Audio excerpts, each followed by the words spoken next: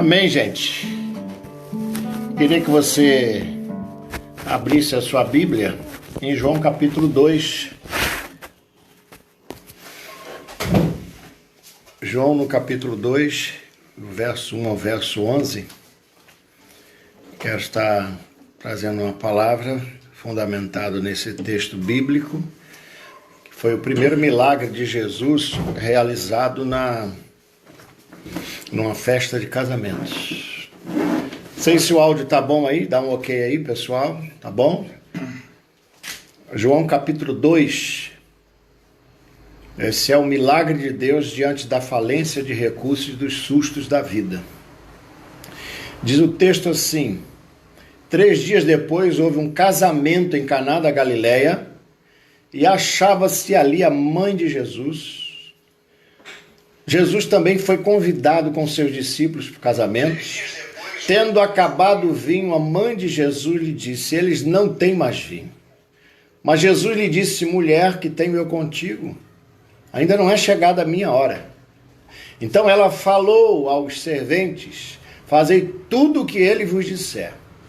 Estavam ali 6 talhas de pedra que os judeus usavam para as purificações, e cada uma levava 2 ou 3 metretas, cerca de 40, 70, 80 litros. Cada uma 2 ou 3 vezes, multiplica por 3, depois por 6.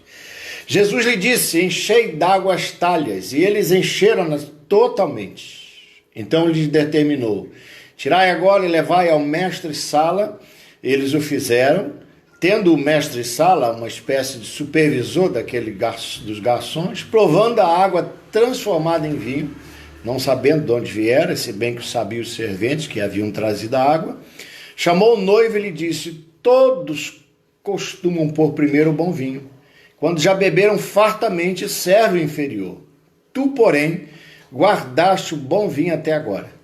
Com este deu Jesus princípio a seus sinais em Caná da Galileia, manifestou a sua glória e os seus discípulos creram nele.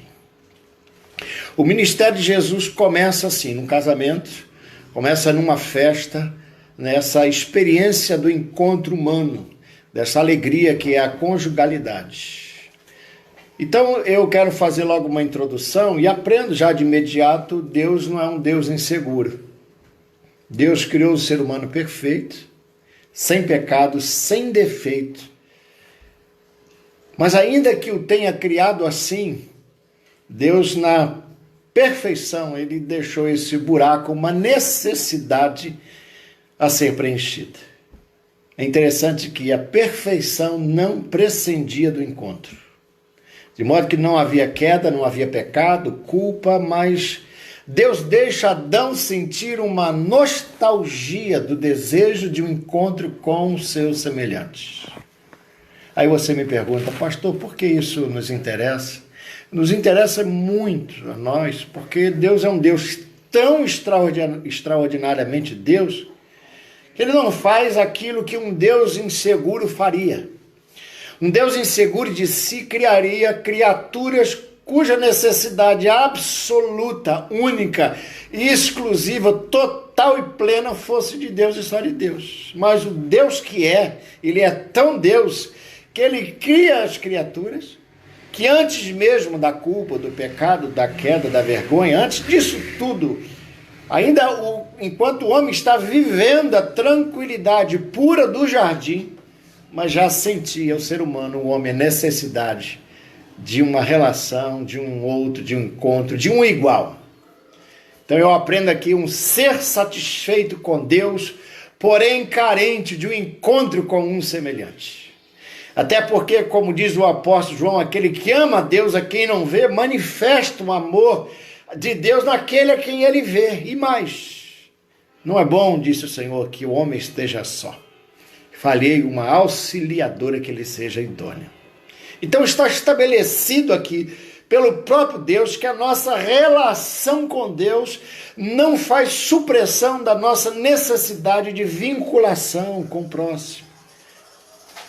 Por isso sentimos falta, nós estamos nessa quarentena, sentimos falta de um abraço, de um beijo, de um carinho, de uma mão amiga, de um convívio. do cônjuge, de outro com quem compartilhar a vida, de uma companhia, de relacionamento. E foi Deus quem assim o instituiu, porque nem só de pão viverá o homem, mas também de pão. Portanto, o meu conhecimento de Deus e o aprofundamento de a minha vida com Deus não faz essa supressão de necessidades básicas da vida. Aí você me pergunta, por que esse primeiro milagre foi num casamento? E eu quero dar um pano de fundo.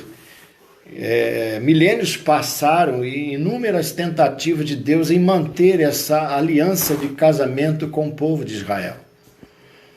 Tanto que o Senhor Jesus disse que veio para os seus, pelo povo de Israel, mas os seus não receberam. Israel, na verdade, vivia esse papel da esposa frígida, aquele casamento que era de aparência, de fachada. E os sacerdotes sempre clamaram para que Israel, essa esposa que vivia de aparência, caísse nos braços do Deus eterno. O melhor exemplo disso foi do profeta Oséias. Deus diz para o profeta casar com uma prostituta, o nome de Gomer. E Gomer era visitada todas as noites, noite adentro, por outros homens. E ainda cabia ao profeta Oséias o desgraçado papel marital de colocar na varanda comida, um pão, uma cesta básica, porque aquela mulher, ela após passar a noite com os outros homens, ela, ao abrir a porta, autoenganadamente ela dissesse a si mesma: veja como eu sou maravilhosa. Essa era a mulher de Oséias. Veja como eu sou maravilhosa. Todos que vêm aqui tiram um pedacinho de mim, deixam uma provisão na varanda. Ela pensava. Mal sabia ela que era o pobre do Oséias, que por uma obrigação do amor divino colocava na varanda. É um amor divino unilateral, fiel, para que ela no seu engano repetisse o engano do povo de Israel. Está me entendendo? Essa relação. Então Deus faz, na verdade, Oséias viver esse papel de Deus, que é sentir na carne o que é prover e não ser reconhecido. O que é você amar e não ser amado. Fazer a provisão e a provisão ser atribuída a outros deuses, ao amante. Então toda a história do Velho Testamento é essa tentativa de Deus em manter seu casamento com Israel. Mas Israel quer viver de fachada, porque Israel achava que o lugar de Deus se encontrado era no templo e não no coração. Israel pensa que a relação com Deus se estabelece pela ritualidade, pelas exterioridades. Chega um ponto que Deus se cansa de um casamento de fachada. Ninguém se dava, ninguém se entregava de todo o coração. Por isso ele disse, veio para os seus não o receberam. Mas a todos quantos o receberam, deu-lhes o direito de serem feitos filhos de Deus. Ou seja, Deus está começando uma relação nova, um casamento novo. Deus resolve procurar o amor espontâneo e verdadeiro que venha na direção dele de qualquer nação da terra. Agora não é mais a nação de Israel. Deus abriu aos gentios, às nações, aos povos. O que João 2, essa água feita vinha, tem a ver com essa história? Porque o texto fala dessa religiosidade, dessas talhas que os judeus tinham ali para as purificações. E eu aprendo a primeira lição aqui. Jesus veio para transformar a religião numa relação de amor. Deus está cansado do casamento de fachada, de faz de conta. Deus está começando um casamento novo, não de aparência, não cheio de religiosidade. E às vezes eu via e vejo ainda a empolgação do povo na hora do louvor, na hora de cantar. E eu prego o evangelho há mais de 30 anos. Eu já vi muita gente com essa empolgação e a maioria deles, não quer mais saber de Deus. Porque é um casamento com Jesus baseado na religiosidade. É um casamento com Jesus baseado na empolgação. E casamento com Jesus baseado em empolgação cansa. Porque o que mantém um casamento com Jesus é outra coisa. Olha o que alguém disse. A impressão de alegria que a gente sente nem sempre guarda relação de verdade com a interioridade do coração. A impressão de alegria que a gente sente nem sempre guarda relação de verdade com a interioridade do coração. Porque os nossos gestos podem ser fabricados. O que garante que você é de Jesus hoje e será de Jesus sempre é se de fato o que existe em você é uma relação de amor com Deus. Do contrário, tanto faz se você chora, se você bate palma, porque pode ser tudo de fachada, como Jesus disse, este povo honra-me com seus lábios, mas o seu coração está longe de mim. E Deus cansa, Deus está cansado de casamento de aparência. Deus quer um casamento de amor, que conta com a presença dele todo dia. Por isso que o primeiro milagre que ele realiza aqui foi numa festa, num casamento. Porque esse é o chamado para um casamento com Deus e ter uma eterna lua de mel com ele. Agora, diz o texto que acaba o vinho. Jesus está presente. Essa é outra lição. Mesmo Jesus presente, nós temos problemas, teremos problema. Diz aqui, acabando o vinho. A mãe de Jesus lhe disse, não tem vinho. O fato de Jesus estar presente, o fato de você servir a Deus não significa ausência de problema. Muitas vezes o vinho vai acabar. São lutas, enfermidade, perdas, crise financeira, pandemia, Covid-19. Mesmo Jesus presente. Não é verdade que quando você se converte a Jesus, sua vida vira um mar de rosas. Não, o vinho pode até acabar. Mas o que não acaba nunca é um milagre da presença de Jesus e quando ele está presente no centro da nossa existência. A minha falência não significa nada se Jesus estiver presente. Ele presente, independente da queda, eu posso recomeçar. Nesse casamento, aqui de João 2, de maneira extraordinária, o vinho acaba, na verdade, de modo extremamente próprio para as intenções de Jesus. Acaba o vinho, o pessoal fica numa agonia, não tem mais o que beber. Festa de casamento naqueles dias durava cerca de 7 dias, ou até mais. 7 dias de festa, olha só. Talvez por isso que acabou o vinho, né? Ou por isso, ou penetra na festa, a gente não sabe. A gente sabe só que acabou o vinho, estão com um problemão. Tendo acabado o vinho, a mãe de Jesus disse, eles não têm mais vinho. A mãe, preste bem atenção nisso aqui, a mãe de Jesus disse, eles não têm mais vinho. A segunda lição aqui é a seguinte, não rejeite as pessoas que Deus colocou na sua vida para te ajudar. Não rejeite. Precisamos de pessoas como a irmã Maria. Nós temos a irmã Maria aqui na comunidade. Porque se nós tivermos ao nosso lado apenas os que nos elogiam, o vinho pode estar acabando e a gente passar vergonha. Precisamos de pessoas que, nos exortem em amor. E quando eu digo exortar em amor, que diga pra gente, olha, o vinho está acabando. E exortar, essa palavra que tem a sua raiz do Espírito Santo, paráclito, que significa chamar alguém para próximo de ti com o intuito de ajudá-lo, confortá-lo, consolá-lo. Esse é o propósito da exortação. Então a irmã Maria estava ali. E percebi, isso eu me lembro exatamente quando eu passei um momento muito delicado na minha vida, quando o pastor Jaime Kemp veio de São Paulo, tomamos um suco ali no Caneco 90, Caneco 90, né? E ele sentou, me ouviu 40 minutos, 1 hora, não lembro exatamente, e me acolheu, me abraçou. Sabia que meu vinho estava um pouco acabando, mas ele me acolheu sem esmagar a cana quebrada. Me deu um cartãozinho e disse, olha, tá aqui, se você precisar, eu estou ali em São Paulo. Então não rejeite as pessoas que Deus colocou na sua vida para te ajudar. Porque se nós tivermos ao nosso lado apenas os que nos ovacionam, nos aplaudem, só nos aplaudem, nós não cresceremos. Por isso que Deus colocou a Adriana na minha vida. Está aqui na minha frente, aqui, ó. Maria poderia ir embora ao perceber que o vinho estava acabando.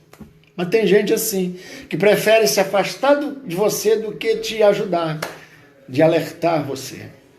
Jesus disse, mulher, o que tenho eu com isto, contigo? Não se preocupe com esse termo mulher, muitos cristãos, crentes se pegam essa questão que Jesus disse, mulher, se referindo, e que, olha, Jesus não está desmerecendo Maria, essa é uma expressão normal daquela cultura, não.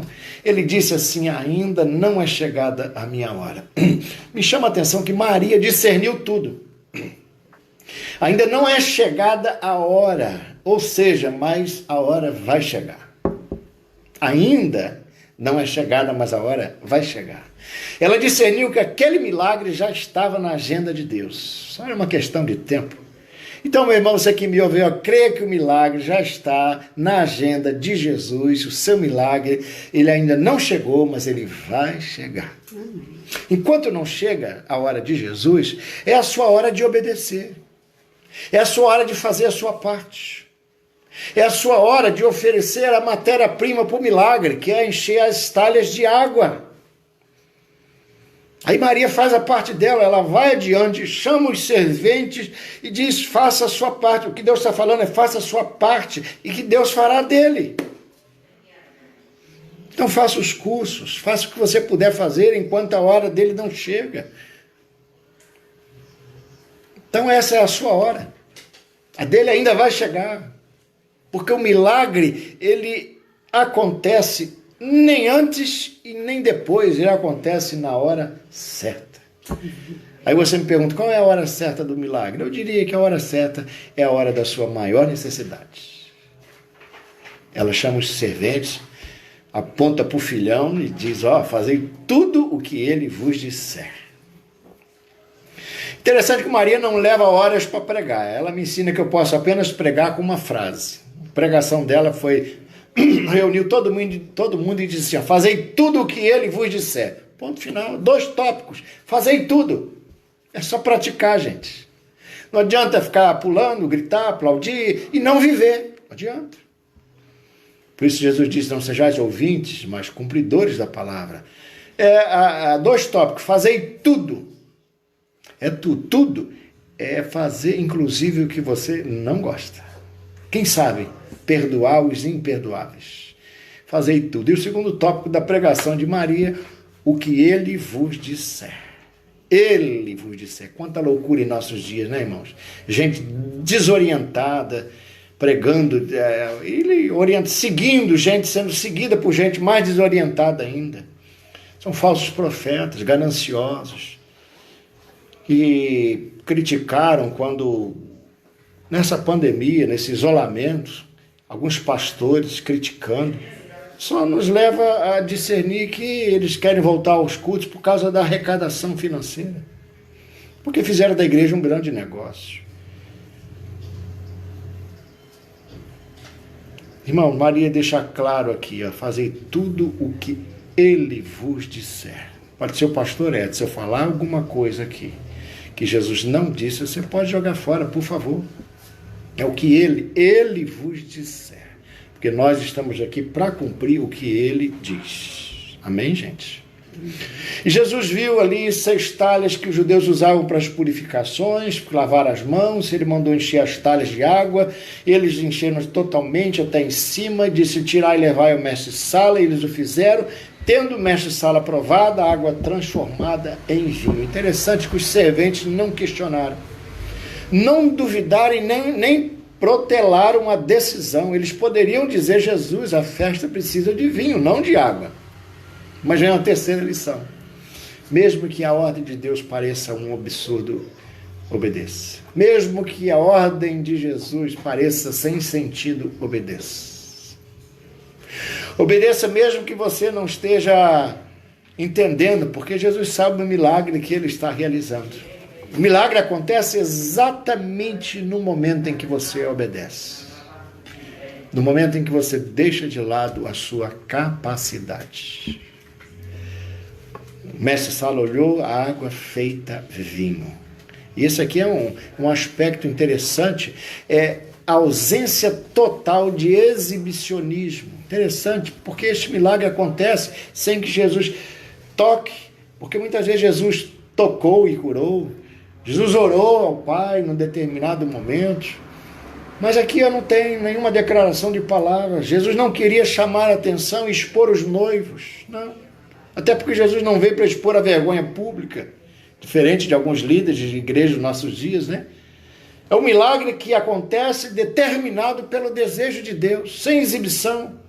Sem chamar atenção para Não ele. chama atenção para ele, não. Chama o mestre Sala, prova. O mestre Sala prova e diz, não tinha havido ainda vinho nessa festa, um vinho melhor do que este. Normalmente põe o vinho melhor, aí quando o pessoal já está passadão, né? Quando a alegria já tomou conta do coração de todo mundo na festa, o indivíduo já está chamando guardanapo de bolo, aí então serve o vinho inferior. Não, mas Jesus aqui chamou de servir o bom vinho depois. O que é extraordinário aqui é a descrição de Jesus no milagre. Não há glória pessoal, Myron, a ser demonstrada, a não ser para aqueles que discerniram o mistério. A não ser para aqueles que discerniram a descrição de Jesus. Deus que faz o milagre não quer aparecer. Não quer aparecer. A não ser para aqueles que estavam próximos o suficiente. É uma total ausência de exibicionismo. No dia em que nós decidimos fazer menos propaganda de milagre e vivermos os milagres, nós veremos o que Deus vai fazer nessa terra. É por isso que eu fico enojado tanto com todos os milagres que fazem propaganda de si mesmo.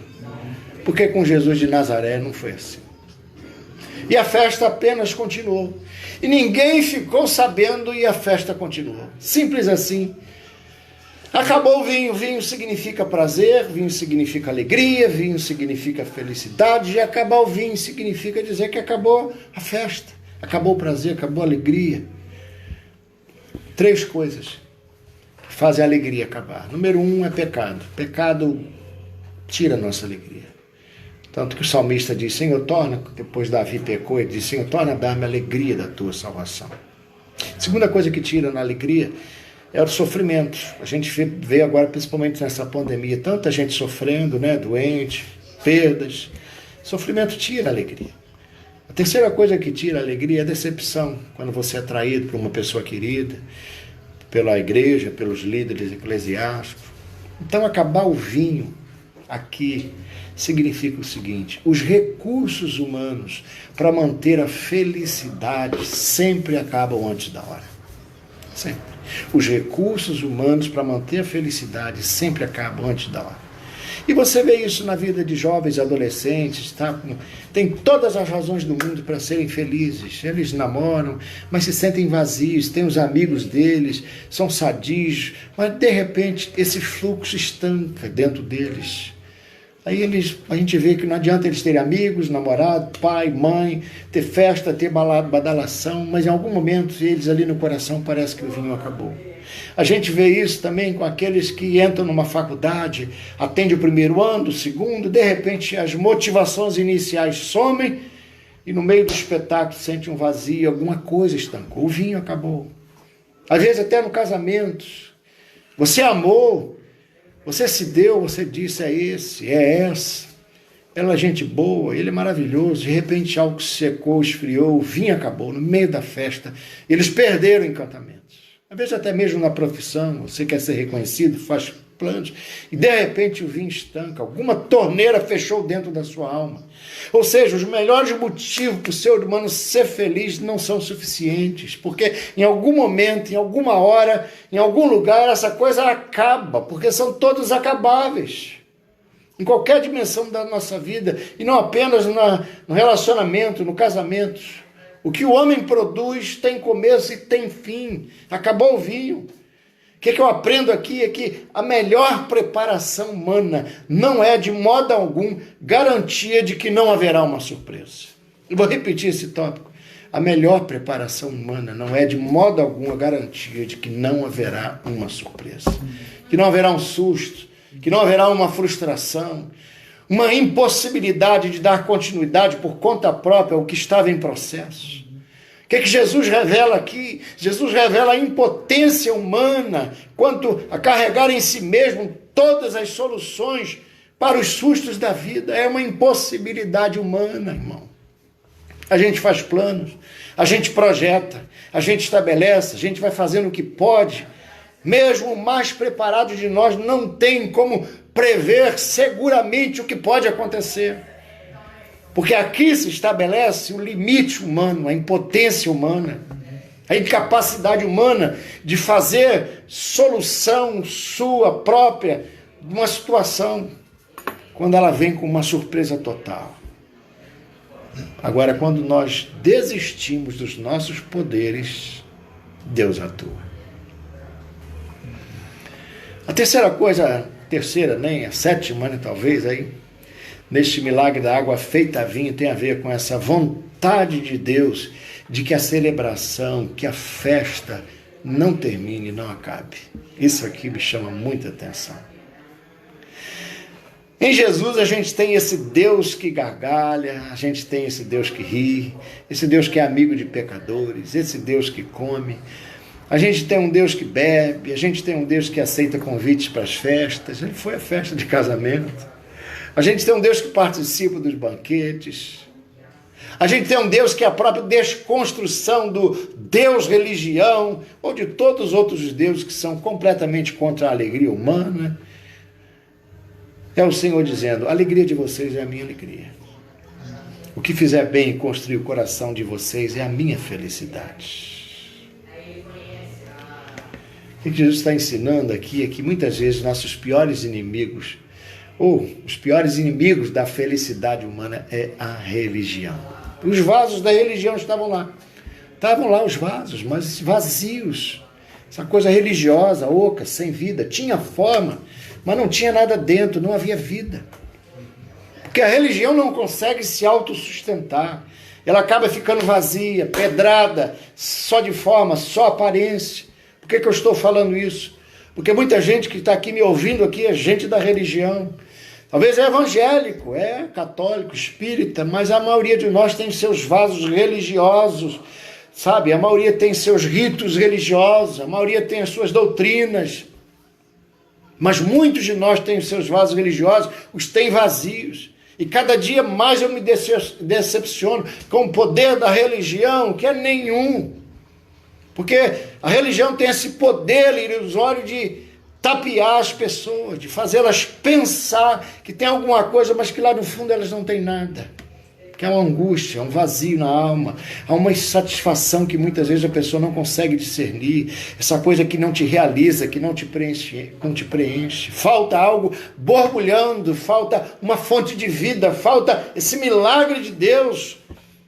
Então eu digo a você, Jesus quer transformar essa sua estrutura religiosa, sabe, numa grande festa. Jesus quer nos libertar dessa religiosidade pedrada e Ele quer nos embebedar desse seu Espírito Santo.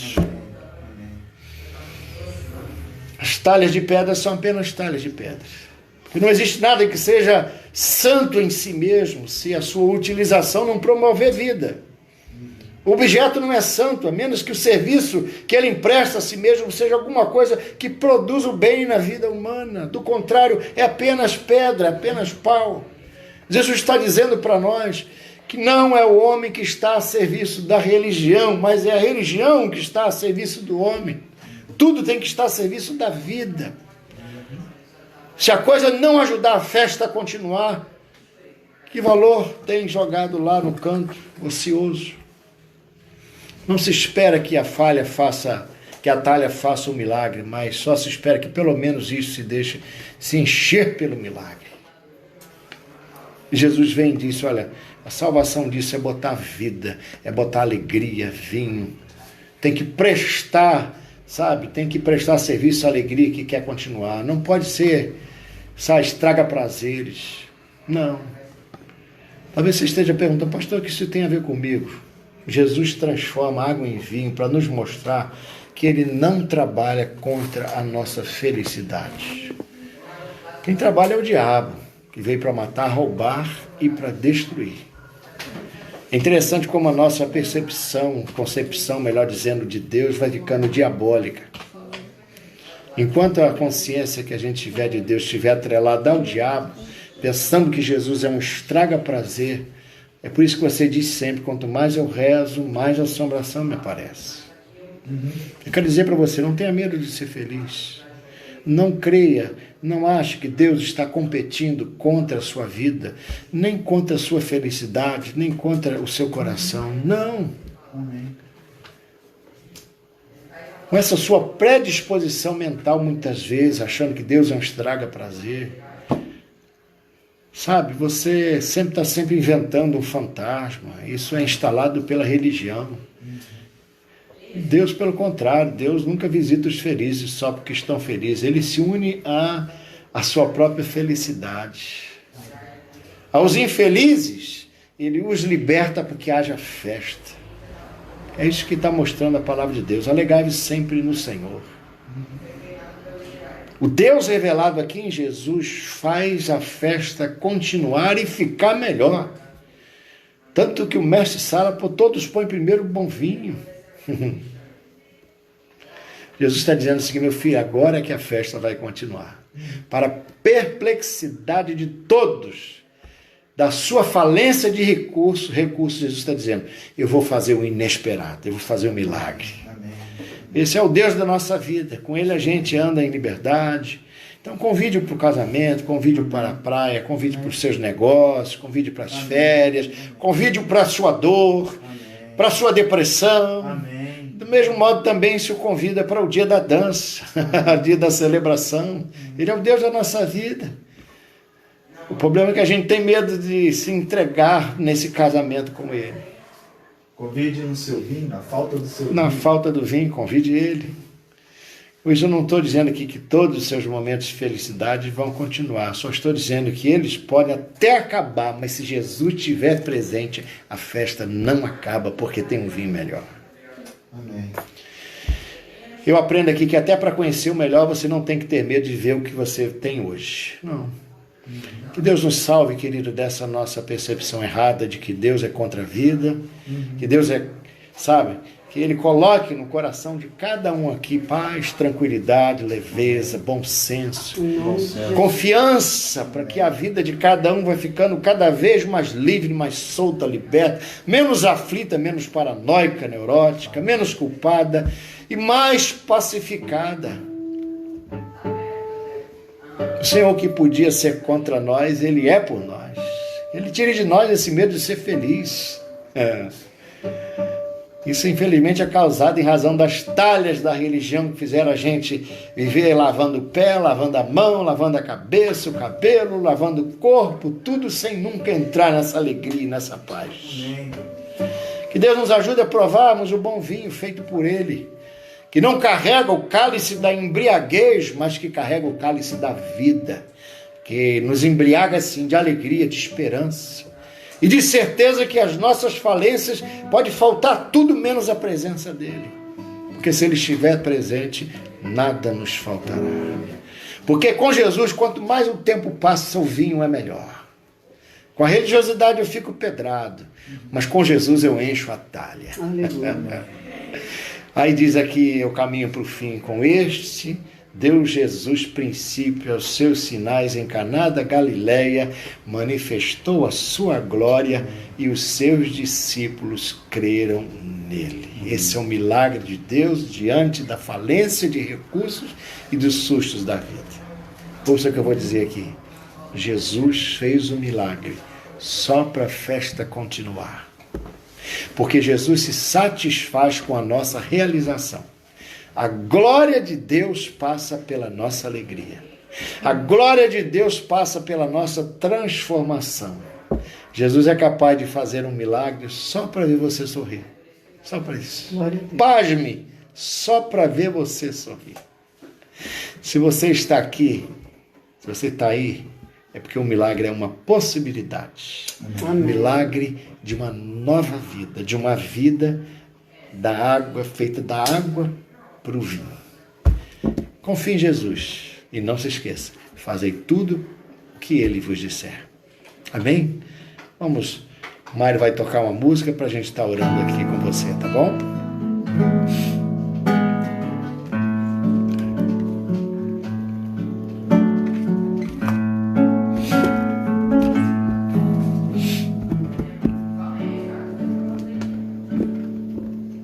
Aquele que tem os meus mandamentos e os guarda, este é o que me ama.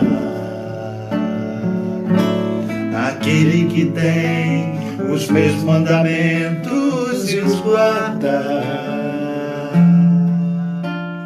Este é o que me ama.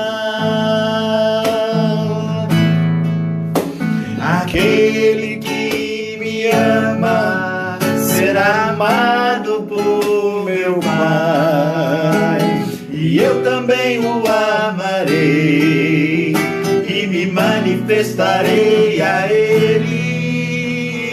Aquele que tem os meus mandamentos e os guarda.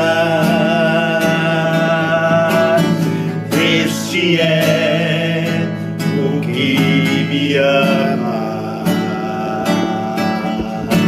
Aquele que tem os meus mandamentos e os guarda. Este é o que me ama. Aquele que me ama. Aquele que me ama será amado por meu Pai. E eu também. Sim, Senhor, amarei. E se manifestará a você. Manifestarei a Ele. Aquele que me ama. Aquele que me ama será amado por meu Pai. E eu também o amarei e me manifestarei a Ele. Aquele que tem os meus mandamentos e os guarda. Este é o que me ama. Aquele que tem os meus mandamentos e os guarda. Este é o que me ama. Este é o que me ama. Jesus, eu invoco o teu nome. Todos que estão aqui participando dessa reunião, seja aqui, seja pelas mídias, que vão estar ouvindo depois. Tu és Deus de perto, tu és Deus de longe. Amém. Gente precisando de um milagre. Gente precisando de um sobrenatural de Deus. Gente que está precisando que a sua vida seja transformada da água para o vinho. O vinho acabou. Algo secou na alma, no coração. Está sem esperança, andando o segundo curso deste mundo. Mas o Senhor é Deus e pode fazer esse milagre da transformação. Transformar essa vida. O Senhor pode trazer esse vinho novo, essa alegria, esse prazer, essa paz, essa felicidade. Liberta aqueles que estão presos à religiosidade, às suas talhas pedradas, talhas que estão no canto, talhas ocas vazias. Enche essas talhas, que possam borbulhar dessas rios de águas vivas, possam brotar do interior dessas talhas do coração daquele que me ouve. Faz isso por graça e por misericórdia. Esse milagre inesperado, diante das falências, dos sustos que muitas vezes se acometem a nossa vida. Faz isso. O Senhor é o maior interessado. Sem nenhum exibicionismo, na maior discrição. Eu creio que o Senhor pode estar fazendo isso agora. Amém. Em nome de Jesus. A festa vai continuar. Tu és um Deus de... A alegria do Senhor é a nossa alegria. O Senhor quer a nossa alegria, o Senhor quer isso. A nossa realização, faz isso. Onde o vinho acabou, traga prazer, um vinho novo. Na vida e no coração de cada um, faz isso. Por graça e por misericórdia, no nome de Jesus. Amém e amém. Beijo no coração, pastor Dalci. Os meus mandamentos e os guarda. Este é o que me ama.